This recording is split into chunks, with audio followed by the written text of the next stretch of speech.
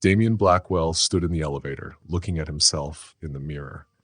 He was wearing a navy blue suit that fit him perfectly, and his red tie made him look even sharper.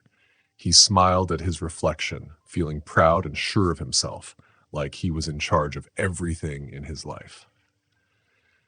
The numbers on the elevator screen showed that he was going up to the 5th floor of Lutheran Medical Center Hospital in Brooklyn.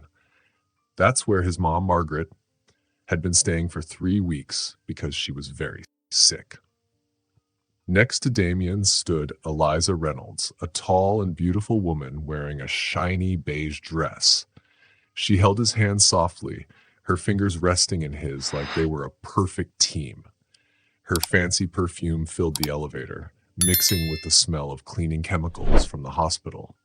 "Are you sure your mom won't remember?" Eliza asked in a small, worried voice. "What if she starts to remember things clearly?" Damien squeezed her hand and smiled again, staying calm. "The doctors said her memory isn't good anymore. She can't even remember what happened last week. It's okay."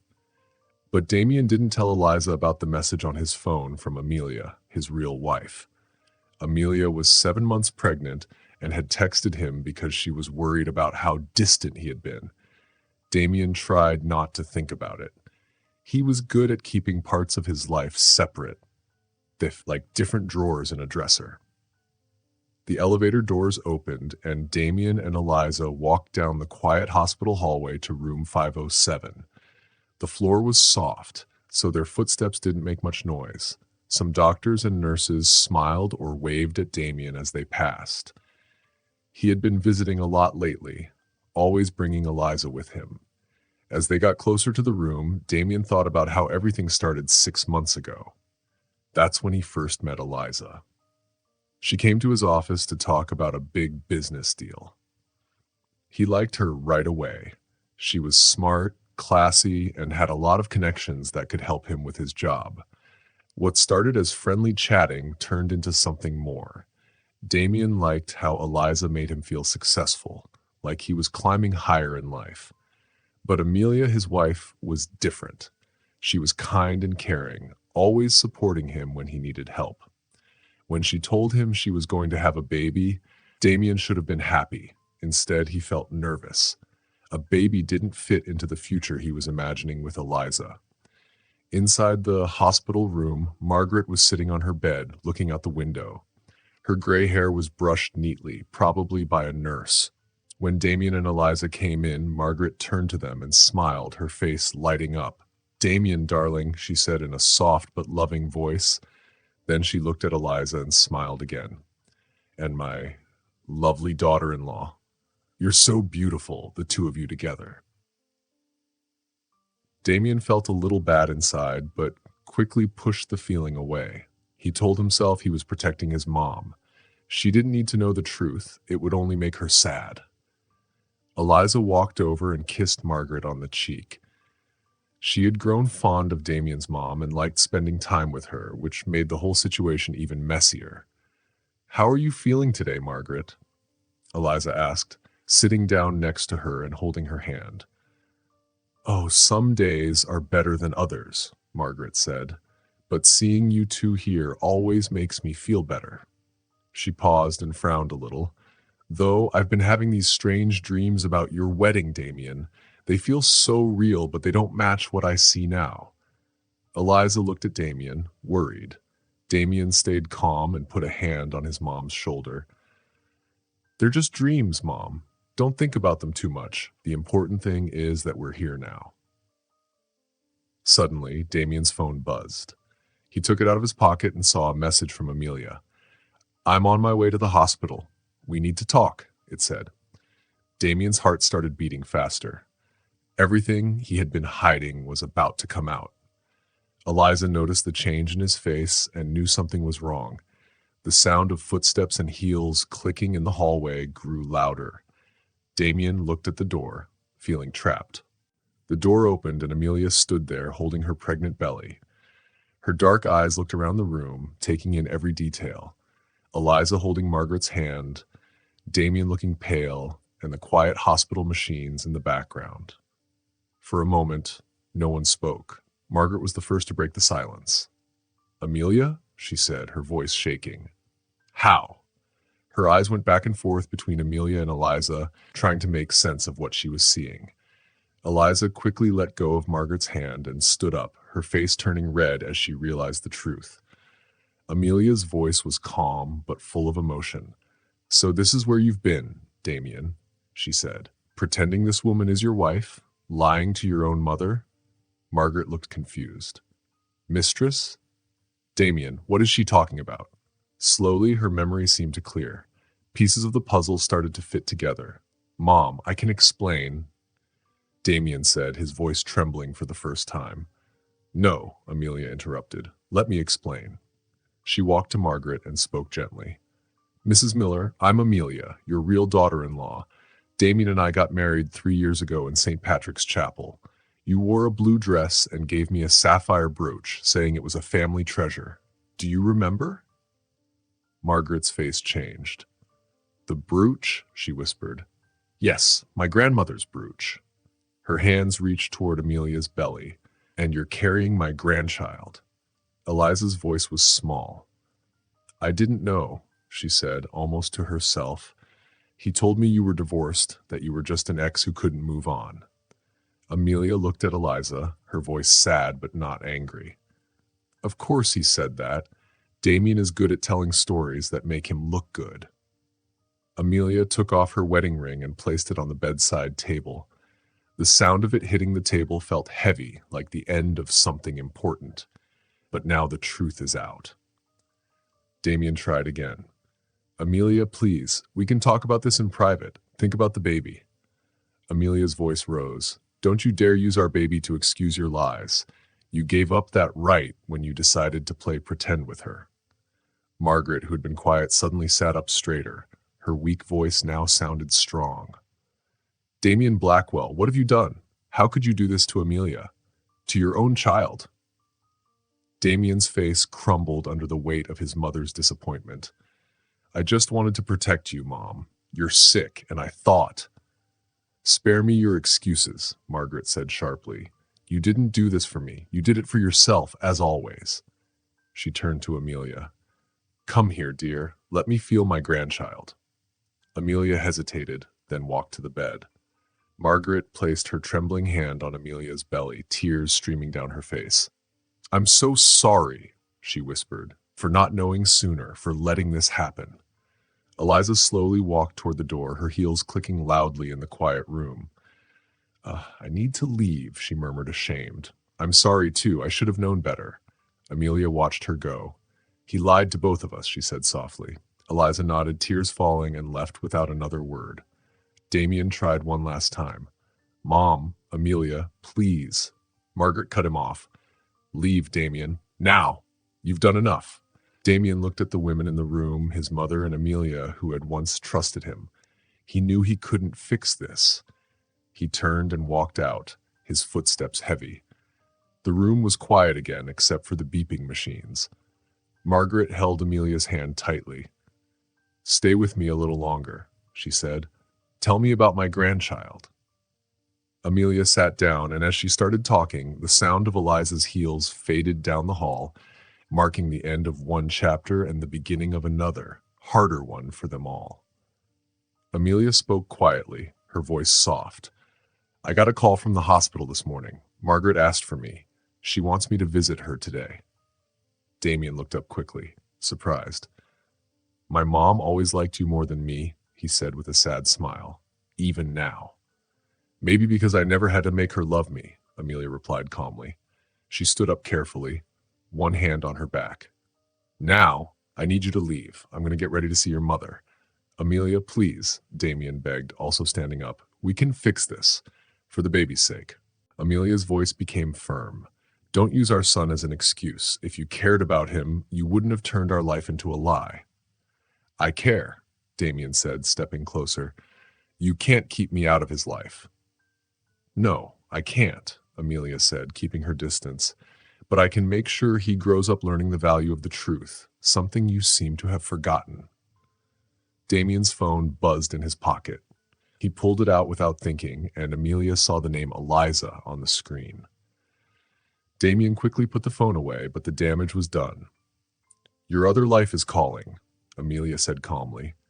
Go answer it, and leave the key on the table before you leave. Damien's hands tightened around the key in his pocket. What about the baby? The room? The appointments? I have my family, Amelia said. And your mom is more determined than ever to be part of her grandson's life. She walked to the door and opened it.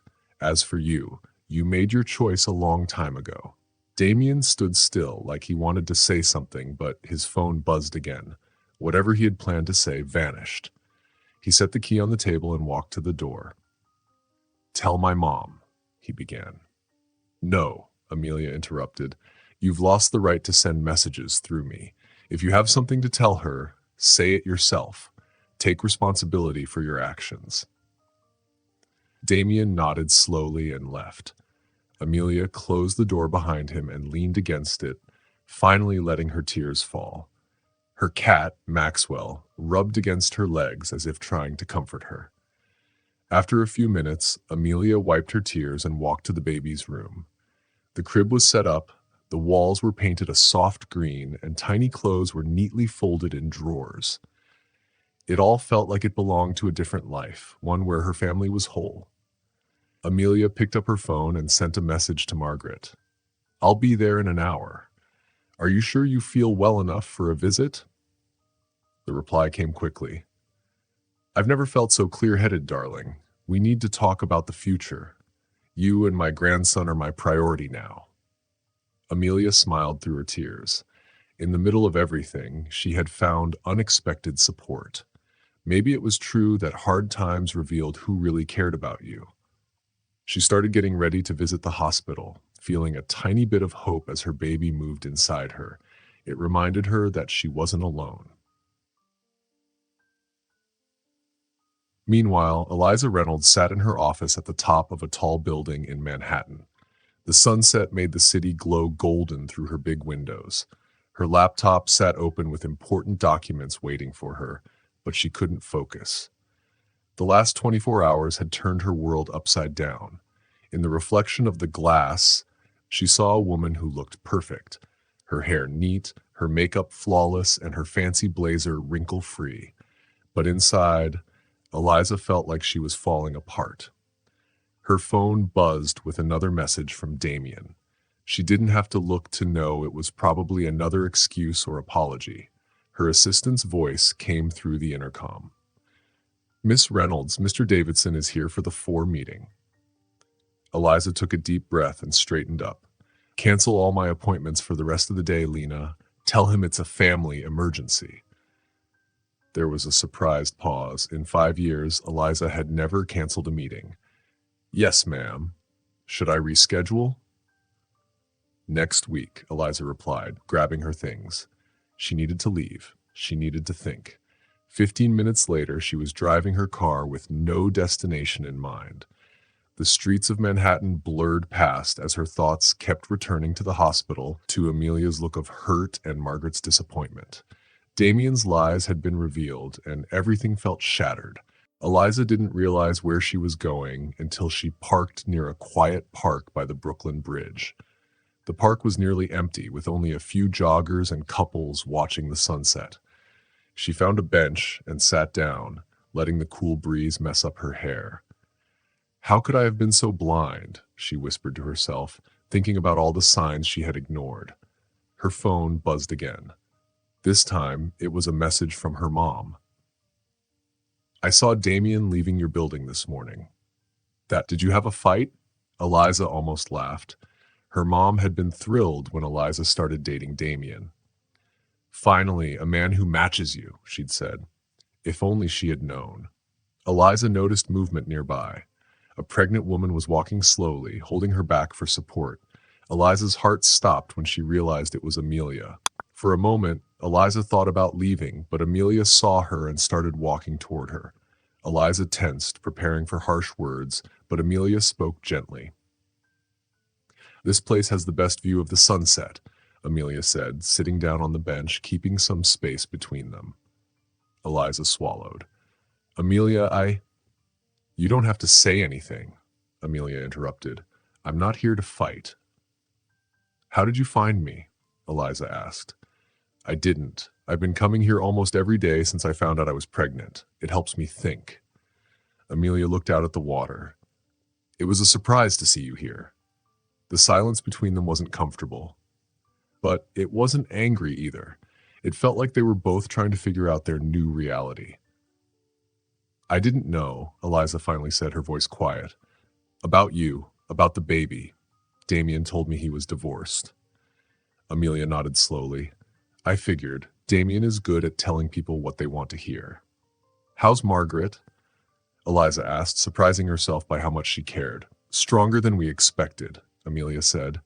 It's like this whole mess woke her up. She's been clearer than she has in weeks.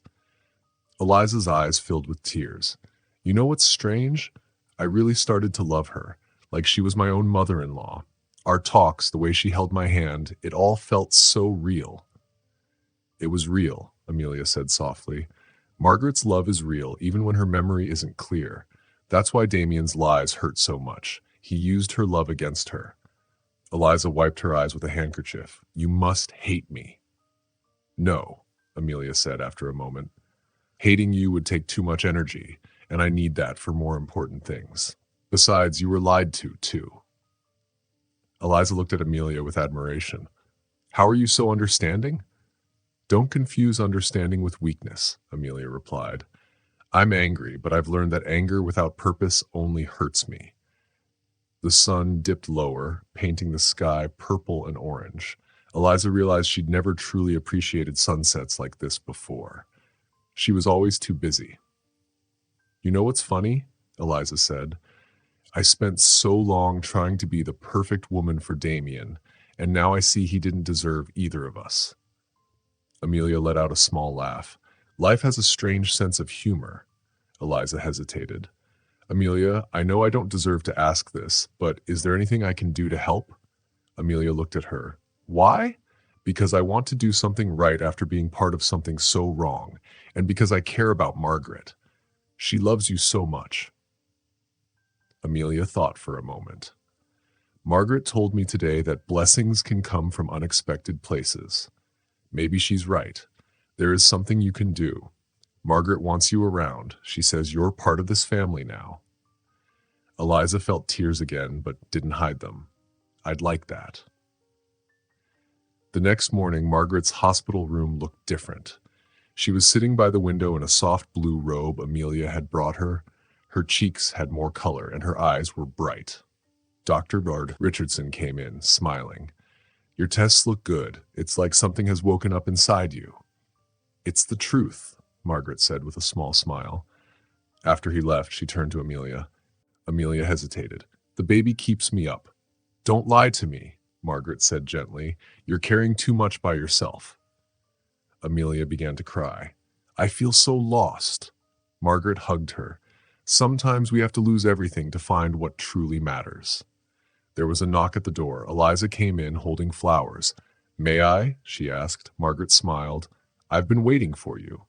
Eliza sat down. Margaret looked at both women. I have plans for our future, she said. I'm selling the house and buying an apartment for you, Amelia. And Eliza, I want you to manage a fund for my grandson's future. Amelia protested, but Margaret was firm. It's time to build something good from this mess. You two will help me do it. Amelia and Eliza looked at each other and smiled. They didn't need to say anything. They both knew that something new was starting between them. It wasn't just a surprising friendship, but something much more, like a family growing stronger after hurt and lies. Then Eleanor, who had just taken her medicine, said, Can someone help me pick colors for the baby's room in the new apartment? I was thinking of a soft green. Amelia laughed and wiped away a tear. We haven't even seen the apartment yet, she said. Details, details, Eleanor said with a wave of her hand. I have a good feeling about this. Sometimes the best parts of life happen when we least expect them. Eliza, who was carrying her tablet, pulled it out of her bag. Actually, I already have a few apartments to show you. They're close to the hospital with elevators, and there's enough room for a nice baby room. Eleanor clapped her hands. See, that's what I'm talking about. When strong women work together, there's nothing we can't do. The three of them spent the next hour talking about different apartments, making plans for a future that just days ago seemed impossible. The sun outside shone brightly, as if it was cheering for their new beginning. Amelia felt her baby move in her belly, and she smiled. Maybe Eleanor was right. Maybe the best parts of life do come at the times we least expect them. Meanwhile, in a fancy office overlooking Central Park, Damian Blackwell was sitting in a chair, his face red with anger. He was arguing with Dr. Thomas Harrison, a lawyer who was very well known in Manhattan. "This can't be legal," Damian shouted, slamming his fist on the table. "My mom is not in the right state of mind to make decisions about her money." Dr. Harrison Locke calmly adjusted his glasses. "Actually, Mr. Miller, your mother went through a detailed test by 3 different experts to check if she's mentally fit. All of them said she is." "When did that happen?" Damian asked, shocked. "In the last 5 days," the lawyer answered. "Your mother made sure everything was done by the book." Damian ran his hands through his hair, frustrated. "This is crazy. Amelia and Eliza have tricked her. I'm going to fight this." Dr. Harrison Locke remained calm. "You're welcome to try, but just so you know, your mother added a special rule to her will. If you try to fight it, you lose all of your share of the inheritance." Damian stood up quickly. "What do you mean? I've already been almost completely left out." "Your mother left you 15%, Dr. Harrison Locke explained. "She gave 40% to the baby in a trust, 25% to Amelia, and 20% to Eliza. You still get 15%. Damian was furious. "This is insane," he shouted. But the lawyer just calmly responded, "Your mother made her decisions, and that's what matters." Meanwhile, Amelia and Eliza were visiting an apartment on the Upper West Side of New York. The apartment was huge, with big windows letting in lots of sunlight. The realtor, a friendly woman named Michelle, was explaining all the details. "The master bedroom has a big closet and its own bathroom. The second bedroom would be perfect for the baby." Amelia walked over to the window in the baby's room, looking out at Riverside Park. Eliza came over, noticing Amelia's thoughtful look. "Is everything okay?" she asked softly. Amelia hesitated for a moment. "Sometimes I wonder if we're moving too fast with all of this." Eliza gently touched her arm. "Eleanor just wants you and the baby to be safe and comfortable after everything that's happened." At that moment, Eliza's phone rang. "It's my contact at the law firm. Damian just finished his meeting with Dr. Harrison Locke." "How did he take it?" Amelia asked, worried. "Just like we expected," Eliza said. "He's angry and threatening to fight everything." Amelia's phone rang too, and when she saw it was Damian calling, her heart tightened. "Do I have to answer it?" she asked. "You do," Eliza said. "Damian is the father of your child, and eventually you'll need to communicate with him." Amelia took a deep breath and answered the call, putting it on speakerphone. Damian's angry voice came through the phone. "How could you do this to me? You used my own mother against me." "No one used anyone," Amelia replied calmly. "Eleanor made her own decisions." "How about you, Eliza?" Damian snapped. "You two are really working together now, aren't you?" Eliza stepped forward, even though Damian couldn't see her. "What we had was a lie, Damian," she said firmly. "You won't get away with this," Damian threatened. "I'm going to fight for my rights." "What about my rights?" Amelia interrupted, her voice shaking. "Did you think about them when you were living your secret life?" There was a moment of silence. Then Damian said, "Don't provoke me. You won't like seeing me as your enemy." "Is that a threat?" Eliza asked sharply. "It's a warning," Damian replied. "This isn't over." The call ended and the room was quiet. The broker, who had been listening discreetly, spoke up. "Would you like to see the kitchen? It was just renovated." Amelia and Eliza exchanged a look. They were worried, but they also felt determined. "Yes, let's see it," Amelia said, trying to smile. Later, as they drove back to the hospital to visit Eleanor, Eliza said, We need to tell her about Damien's reaction. I agree, Amelia said, but we need to be careful. I don't want it to affect her recovery. Eliza paused. You know what's ironic? Damien always thought he was the smartest, but every time he threatens us, he only makes us stronger. He never understood what family really means. When they got to the hospital, Eleanor was sitting in her favorite armchair, reading a magazine. She smiled when she saw them. How was the apartment? Amelia and Eliza exchanged another look. They had to tell Eleanor about Damien's threats, but they would face it together as a family. When they told Eleanor about the phone call, Eleanor didn't show fear. Instead, her face showed a strong determination that surprised everyone, even the nurses. So my son thinks he can scare us? She said calmly. He's always underestimated the strength of the women in our family. Amelia started to speak, but Eleanor stopped her. Worry? That's what kept me quiet for years, watching Damien become who he is. But we won't make that mistake again. Eliza pulled out some papers from her briefcase. I already did something. I got a temporary restraining order because of the threats he made. Eleanor nodded. Good. What else? Eliza smiled. I also set up a security system in Amelia's new apartment with cameras and sensors. Everything is connected to a monitoring center. Amelia looked worried. Do you think Damien could try something? Not directly, Eliza replied, but he might try to use others or find legal loopholes. Maybe even use the press. Eleanor thought for a moment. The press? That reminds me of something. Do you remember Lena Morgan? Amelia thought hard. Your journalist friend from the New York Times? Exactly, Eleanor said. She always wanted to write about powerful families in Manhattan. Maybe we should give her a story. Eliza leaned forward. What kind of story? Eleanor smiled. A story about redemption. A story about women who turned betrayal into a stronger family. Later, the three women sat quietly for a moment. A nurse came in to check on Eleanor's health. After the nurse left, Amelia spoke up. I don't know if I'm ready to share all of this. You don't have to tell everything, Eleanor said softly. But think about how many women are going through what you went through. Your story could help them. Eliza, who was typing on her tablet, looked up. I just got a message. Damien is trying to freeze the family's bank accounts with an emergency court order. Eleanor laughed, surprising the others. He doesn't know his mother very well, does he? I moved most of the money to new accounts weeks ago. That's when you asked for the powers of attorney? Eliza asked in surprise. Exactly, Eleanor said. Damien inherited his father's ambition, but not his brains. Amelia's baby kicked, and she winced. Eleanor noticed.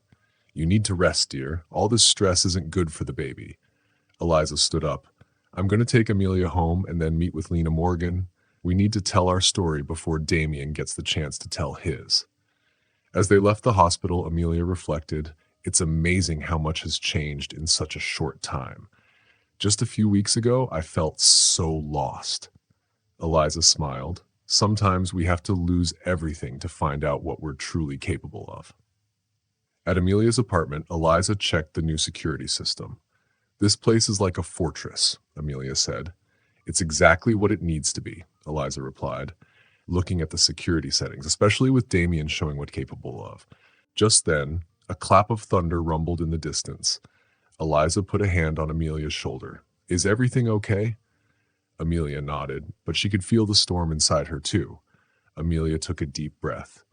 Sometimes I wonder how we got here. A few weeks ago, you were the person I was supposed to hate. Now we're family, she said softly. Eliza smiled and replied, an unconventional family, I admit, but still, a family. Just then, Eliza's phone rang. It was a message from Dr. Harrison Locke. Damien is contesting the restraining order, she said, looking at the screen. He says it's a conspiracy to keep him away from his son. Amelia frowned. He never cared about the baby before. Why now? Eliza sat next to her. It's not about the baby. It's about control. Damien is losing his power over all of us, and that scares him more than anything. A loud clap of thunder shook the windows. and rain began to fall heavily outside. Amelia changed the subject. Margaret called earlier. The doctors say she could go home next week. Eliza smiled. That's wonderful. I've already started preparing the guest room for her. You don't have to do that, Amelia said, but Eliza gently interrupted. Yes, I do. Margaret needs constant care while she recovers, and my apartment has an elevator and a special room for that. Besides, she added softly, I think we all need to be close now. Her phone rang again, and this time it was Lena Morgan. I have some news, Lena said. One of Damien's former secretaries called. She says he has a history of controlling people. She wants to talk, but only if she can stay anonymous. Eliza and Amelia looked at each other, worried. The more we find out, the more I realize I didn't really know the man I married, Amelia said. Don't blame yourself, Eliza said firmly. Damien is great at creating illusions. The important thing is we now know the truth. The storm outside grew stronger, but inside, with the apartment's strong walls and security, the two women began to feel a new kind of safety, not just from the storm, but from everything they had been through together. Lena wanted to set up another interview tomorrow, Eliza said, with Margaret there. She thinks it will be powerful with 3 generations of women. 4, Amelia corrected with a smile. If you count this little one, she said, patting her belly. The baby kicked hard in response. Eliza gently placed her hand on Amelia's belly. He's going to be born into a very different world than the one Damien planned, she said. A world where the women in his life are strong, united, and free. The storm raged on outside, but inside the apartment, a new family was growing stronger, protected not only by modern security, but also by the bond they had formed through hard times. The front page of the New York Times that Sunday morning caused a stir in Manhattan's high society. The headline read, Ties Stronger Than Blood, How 3 Women Turned Betrayal into Triumph. The article by Lena Morgan featured a powerful photo of the 3 women. Margaret, looking radiant as she recovered, Amelia, her pregnancy obvious, and Eliza, her professional look softened by a new warmth. Eliza sat in her office reading the story for the 3rd time. Lena did an amazing job, she said to herself. The story is resonating exactly as we hoped. Amelia walked in holding a copy of the newspaper with a worried look. Have you seen the reactions online? She asked. Eliza nodded. Damien's furious, Amelia said, showing Eliza her phone. His lawyer issued a statement calling the report defamatory and biased. Let him try to contest it, Eliza replied with a confident smile. Lena has evidence for everything in the story, including testimonies from Damien's former employees. Amelia's phone buzzed with a message from Margaret. Get me CNN now. Eliza turned on the TV, and they watched a news panel discussing the story. This case raises important questions about power, privilege, and how families are changing, said a sociologist. What's interesting is how these women have responded to all this, not with revenge, but with unity and strength. It's surreal, Amelia said, watching the discussion. Our lives have become the subject of national debate. Eliza's phone rang again. It was Lena.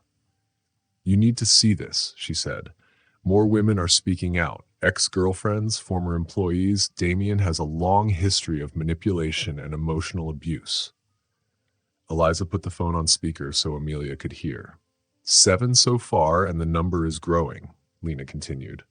One of them worked with him 15 years ago. The pattern is always the same. Manipulation, lies, using inside information to control people. Amelia closed her eyes as painful memories resurfaced. He always knew exactly what to say, she said quietly. It was like he had a script. He probably did, Lena replied. Damien has perfected these techniques over the years. You were just his latest target. Eliza watched Amelia, concerned. How is Margaret handling all of this? Like a force of nature, Lena laughed. She just gave an exclusive interview to Good Morning America. It airs tomorrow. Eliza and Amelia sat in silence, thinking about all that had happened. Amelia finally spoke. Sometimes I wonder if exposing all of this was the right decision. Eliza sat beside her. Do you regret it? Not exactly, Amelia said. It's just everything feels so much bigger than us now, like our story doesn't belong just to us anymore. Eliza smiled.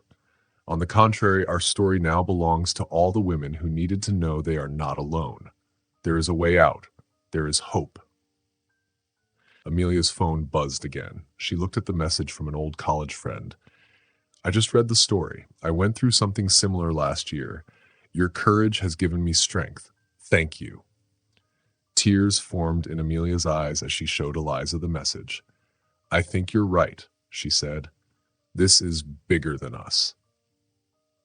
The elevator door opened, and Margaret arrived with her nurse. She had grown stronger every day since leaving the hospital. My warriors, she said, smiling and walking toward them. Have you seen? We're starting a revolution. Eliza helped Margaret sit in her favorite chair. How was the interview with Good Morning America? She asked. Liberating, Margaret replied, her eyes shining. I finally got to talk about all the years I spent watching Damien's behavior, afraid to step in and make things worse. But now, she gestured broadly, now we're rewriting our history on our terms. Amelia smiled as she felt her baby kick again. I think he feels all this energy in the air. Margaret reached out and touched Amelia's belly. This little one is going to be born into a world very different from the one his father planned. A world where truth has power and women support each other instead of competing. Eliza interrupted gently. We need to discuss the next steps. Damien's lawyer is threatening to sue the Times. Margaret laughed confidently. Let him try. Lena has recordings, emails, affidavits. Every word in that story is true. And the truth, she said, is the best defense. Outside, the sun began to set over Manhattan, shining golden light on the city, as if the city itself were approving the courage of the three women who had dared to defy the old ways and create their own definition of family. In Damien Blackwell's office, chaos reigned. Papers were scattered everywhere, and a half-empty bottle of whiskey sat on his desk. Damien's face was unshaven, and his eyes were red and tired.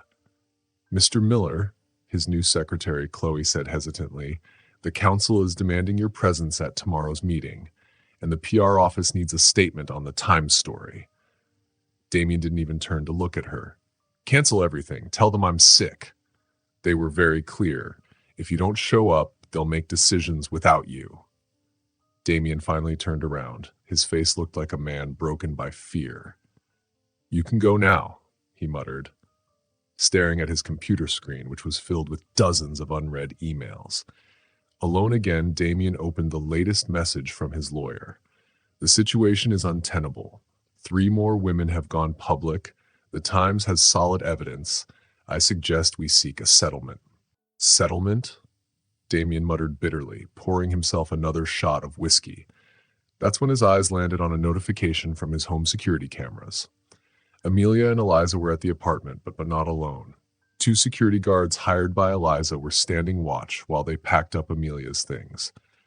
Eliza asked, Are you sure you want to do this today? Amelia, already feeling contractions, nodded. I have to, she said. The baby could come any minute. I want everything settled before then. Eliza nodded. Okay, we'll finish packing. Just then, Eliza's phone vibrated. It was an urgent message from Lena. Damien has been removed from his position. The board is meeting to decide his future. Amelia showed Eliza the message. Maybe we should finish this another day. No, Amelia said firmly. I'm not going to let him control me through fear. The elevator door opened. They froze as Damien burst in, looking wild-eyed and angry. You've destroyed everything, he shouted, staggering into the apartment. My career, my reputation, my family. Eliza stood in front of Amelia. Damien, you're violating the restraining order again. Leave now. Damien laughed bitterly. My perfect lover, how could I have been so blind? You planned this from the start, didn't you? Amelia felt a strong contraction and braced herself against the wall. Damien ignored her, still yelling. You 3 have conspired to destroy me, he shouted, using my own mother against me. Eliza replied coldly. Your mother has finally seen you for what you really are. Everyone has. Damien pulled a crumpled envelope from his pocket. I found this today, he said, holding it up. An old power of attorney that gives my mother control over the company's shares. She was always one step ahead. Amelia felt another contraction. Her face paled. The paramedics are on the way, one of the security guards said quietly. Damien, you need to leave now, Eliza ordered. Amelia's contraction grew stronger. Damien's expression shifted from anger to concern. Are you going to use my son against me too? No one's using anyone, Amelia replied, breathing through the contraction. You did this to yourself. The sirens of the police cars could be heard outside. Damien looked out the window, his face going through several emotions, anger, fear, then finally, resignation. It's over, Eliza said softly. Let us help you leave with dignity. For a moment, Damien seemed like he might resist, but then his shoulders slumped. All the energy seemed to drain from him. I really blew it, didn't I? Damien said quietly. Yes, Amelia replied, leaning on Eliza as another contraction hit. The police burst in. Damien raised his hands slowly, dropping the envelope to the floor. I surrender, he said. My wife is in labor. Please make sure she gets to the hospital safely. As the police led Damien out, paramedics rushed in. Amelia, still in pain, watched Damien for the last time. He wasn't the powerful man he had pretended to be. He was broken and lost. Call Margaret, Amelia whispered, holding Eliza's hand. Tell her grandson is coming. Hours later, Margaret held her newborn grandson Eli in her arms. Tears of joy streamed down her face. Eliza was by Amelia's side, exhausted but happy in her hospital bed. Eli Samuel Thornton, Amelia whispered, gazing at her son. A new name for a new beginning. Margaret kissed his forehead. Welcome to the world, little Ben. You have 3 very strong women to guide you along the way. Outside, in the hospital lobby, Lena Morgan waited with her laptop. There was another story to be told, but this one would be about redemption, rebirth, and the true meaning of family. That night, Manhattan's streets hummed as usual, but in the hospital room, a new chapter was beginning, not just for little Eli, but for all the women who brought him into the world. Back in her new apartment on the Upper West Side, Amelia sat in the early morning silence, holding her 3-week-old son. The first rays of sunlight bathed Riverside Park in golden light, and Amelia marveled at every detail of Eli's face. The sound of keys in the door signaled Eliza's arrival, carrying coffee and croissants. Up so early? Eliza whispered, placing the coffee on the table. Someone here has their own schedule, Amelia said, smiling. How's Margaret? When I left, the night nurse said she had a great night, Eliza replied, sitting beside her. As they both looked at little Eli, they knew the journey ahead was just beginning for all of them. Eliza moved closer to watch Eli, and she smiled. How is our little revolutionary? She asked, using the nickname that had come from Lena Morgan's story. The story said Eli's birth happened at the same time as big changes in the Miller family. Amelia laughed softly. He has his grandmother's appetite, she said, watching Eli eat. Eliza sat down on the couch, taking off her high heels and relaxing. Speaking of Eleanor, she's planning a little celebration this weekend, just the 4 of us. Lena is invited too. Eleanor insists she's part of the family now, she said. Amelia held Eli in her arms, and he was asleep after feeding. It's funny how much our idea of family has changed, she said quietly. Eliza stood up and gently picked up Eli, letting Amelia get ready. They had learned how to share their responsibilities and help each other. Eliza told Amelia, I heard from the lawyer today. Damien has agreed to everything in the settlement. Amelia stopped for a moment, surprised. All of it? Eliza nodded. Yes. He gave up his rights to the company shares, agreed to leave his job, and accepted your conditions for visiting Eli. Amelia let out a breath she didn't know she'd been holding. Her conditions were clear. Damien could only see Eli in a supervised place, and only after finishing a rehab program. How is he? Amelia asked quietly, surprising herself with the question. Better, Eliza answered. The rehab clinic is helping him, and his therapist says he's finally facing his problems. Eli wiggled in Eliza's arms, and she began humming softly. Amelia was amazed at how this powerful businesswoman could become so soft and gentle with the little baby. Amelia hesitated for a moment and said, "Sometimes I wonder if we're doing the right thing, keeping Damien away." Eliza gently interrupted, "You're not keeping anyone away. You're protecting your son and setting healthy boundaries. There's a big difference." The intercom rang, and it was Eleanor arriving for her morning visit. She came into the apartment with so much energy, lighting up the whole room. "How is my little prince today?" she asked, reaching for Eli. "He just finished eating and is asleep," Amelia said, watching Eleanor settle into the rocking chair with Eli in her arms. Eleanor smiled. "You know, I was thinking about the first time we met at the hospital." Amelia smiled too, remembering how difficult that time had been. "Who would have thought that such a sad moment would bring us here?" she said. Eliza added, "Life has a way of rearranging things." Eleanor shook her head. "No, it's not just life, it's us. Our choices, our strength, and our ability to turn pain into something meaningful."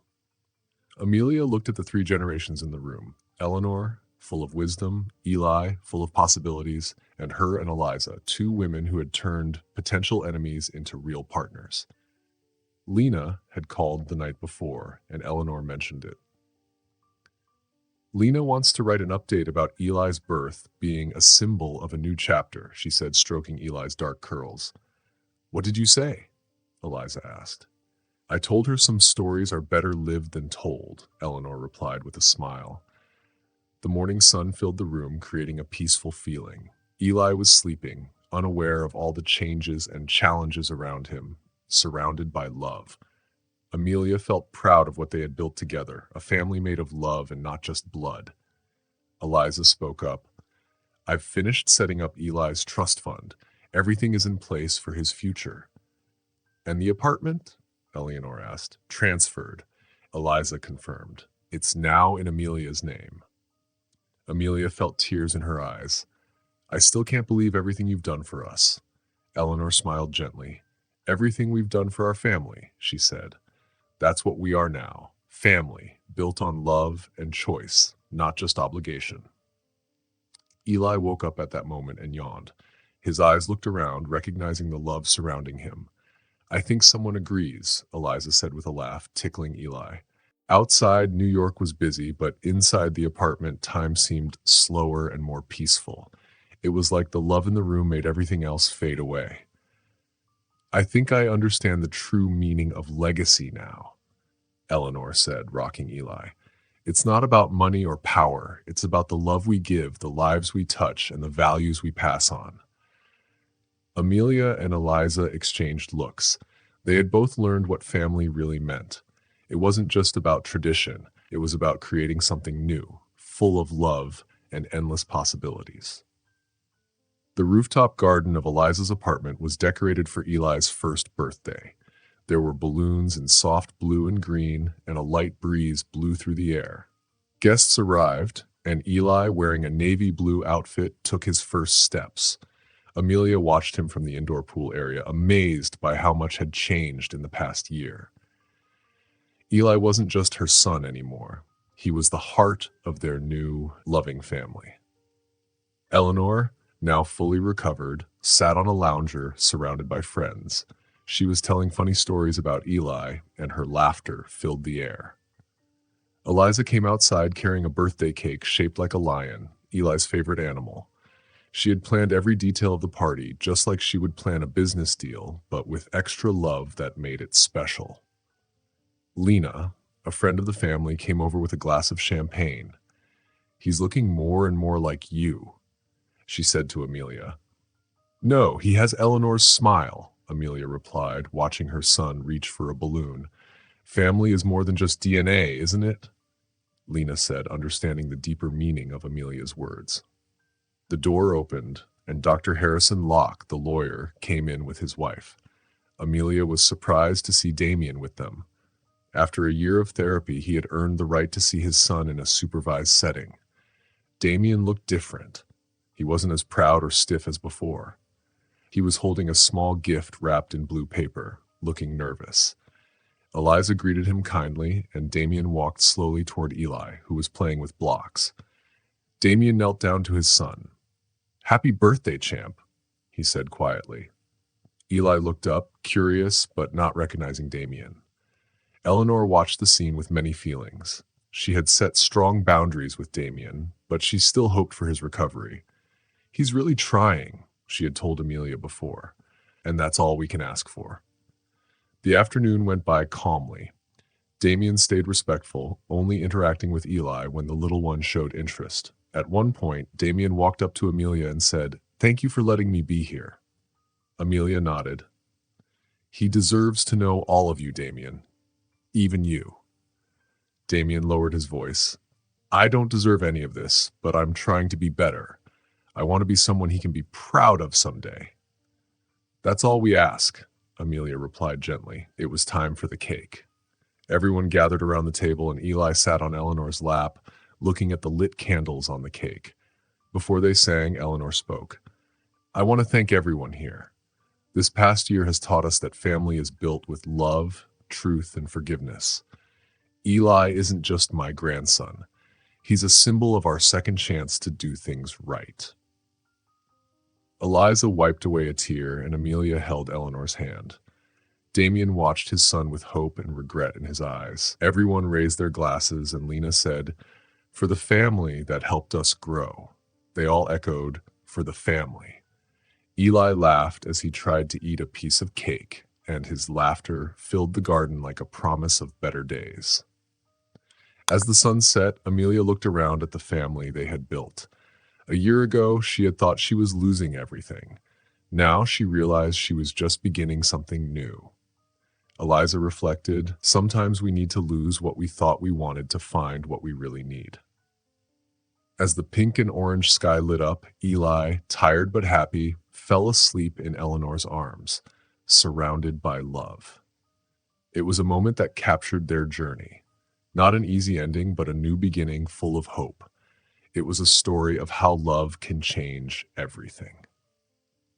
Thank you for watching. If you like this story and want to see more, please subscribe to our channel. That way, you won't miss any new videos. Give us a thumbs up if you enjoyed it, and share what you think in the comments. We love hearing your thoughts. Also, don't forget to check out the other videos on our channel. We'll see you in the next story.